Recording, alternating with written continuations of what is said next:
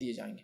کسی نے کہا کہ آج کل کی شادیاں ہو رہی ہے اس میں ایک دلہن کے ساتھ سب دلہن بنتی ہیں اور پردے کا کوئی انتظام نہیں ہوتا، اس کی کیا حقیقت؟ دیکھیے سب سے پہلی چیز تو یہ، عورت کے لیے پردہ سب سے اہم چیز ہے، یہ اس کی عزت ہے، اس کی عفت ہے، اس کا ایک مقام ہے دنیا میں اور آخرت میں۔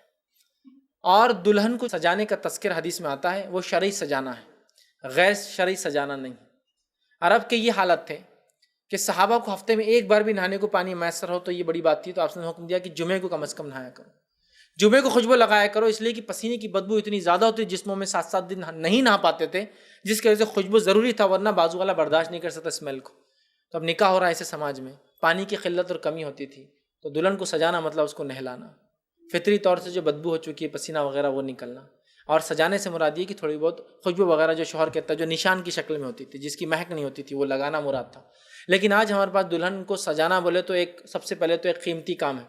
میں نے ایسی بھی دیکھا ہے جو middle class, lower middle class ہو، 25 ہزار روپے دے کے سجتے ہیں، 25,000 روپے صرف ایک دن دلہن کو سجانے کی۔ ایکچوئل کاسٹ نہیں ہوتی، وہ شاید وہ دلہنیں بول کر زیادہ لیتے ہیں، شاید اس دن 25 ہزار روپے میں وہ دلہنیں سجتی ہیں، ٹھیک ہے۔ اور ہاتھوں اور پیروں کے بال نکلوائے جاتے ہیں، اسی طرح جو سر کے بالوں میں مختلف خوشبوئیں لگائی جاتی ہیں، اسی طرح آنکھوں کے اوپر کئی شیڈز اور رنگ لگائے جاتے ہیں، ہونٹوں کو سجایا جاتا ہے، گالوں پہ پتہ نہیں کتنے شیڈز لگائے جاتے ہیں، چہرے کو پتہ نہیں کیا کیا کیا کیا مل کے جو ہے اس کو مینٹین کیا جاتا ہے، ٹھیک ہے۔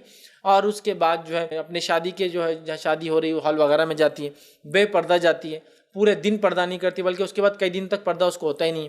اس کے بعد جو ہے نماز نہیں پڑھ پاتی، چونکہ ظاہر سی بات ایک عورت سمجھو ظہر کے بعد تیار ہونے گئی، اب وضو کر لیا تھا، عصر تک تو رہیں گا، لیکن مغرب اور عشاء کا کیا؟ ہاں تو اب وضو نہیں کر سکتی، وضو کریں گے تو 25,000 روپے پانی مل جائیں گے نا، ٹھیک ہے۔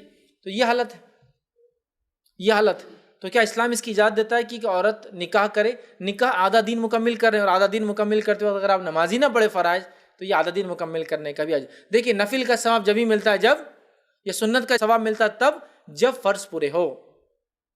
تو آدھا دین مکمل کر رہے اور آپ دین کو ڈھا رہے، دین کی بنیادوں کو ڈھا رہے نماز چھوڑ کر، نماز دین کی بنیاد ہے نا، اسلام 5 بنیادوں پہ، بنیاد کو ڈھا رہے اور بول رہے آدھا دین مکمل کر رہے، مطلب آدھے کو گھر کو ڈھا رہے اور آدھے کو مکمل کر رہے، سمجھ میں نہیں آ رہا، ٹھیک ہے۔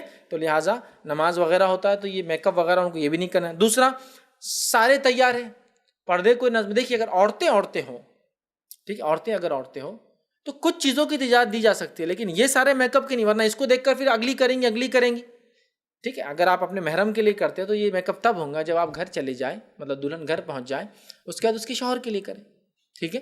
اس کے لیے پردہ ہے، برقع ہے، ساری حدود لاگو ہے۔